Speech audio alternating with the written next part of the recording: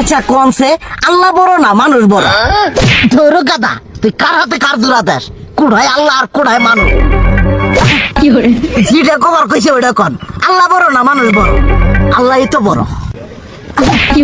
আল্লাহ বড়, তাহলে আল্লাহর কথা না হইলে মানুষের কথা শুনেন কে? তুই কি কইতাছস? কি এর আল্লাহর কথা মানে না মানুষের কথা মানে? হ্যাঁ, কি আর মানুষের কথা শুনেন তাই না?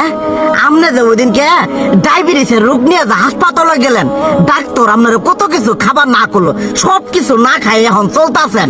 তাহলে আল্লাহ যে আপনারে কইছে যে হারাম খাবার না, সুদ খাবার না, কই আপনি তো কাম কাজ বাদ দিয়ে এলাকার মধ্যে টাকা পয়সা না গায়ে খালি ওইলে দিয়েই খান, নিজেরা টিয়াও হালাল ভাবে কামাই করেন না, ওই সুদ তো না কয়টা টিয়া করে লাভ আহে ওইলে দিয়ে দিয়ে চলে না, পেট বড় বানাইছেন।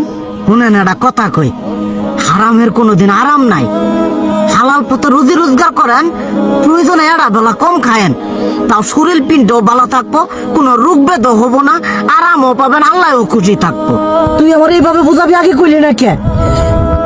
আসলে এই বিষয়টা তো আমি কখনো মাথায় এইভাবে নিইনি যে আমাদের কখনো ডাক্তার নিষেধ করলে ঠিকই আমরা নিষেধ মানি, কিন্তু উপর আল্লাহ যে কত কিছু নিষেধ করে দিয়ে সেটা মানি না।